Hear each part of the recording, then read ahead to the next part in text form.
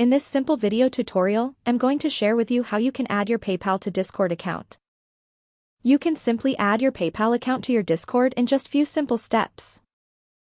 To do this, simply open up your Discord. On your profile page, select this option of connections. Then tap on the Add button on your upper right corner of the screen. Select the first option of PayPal, which is right here.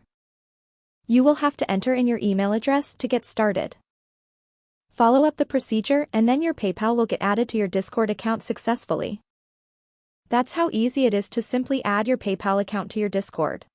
If you have any questions, just let me know in the comments section down below.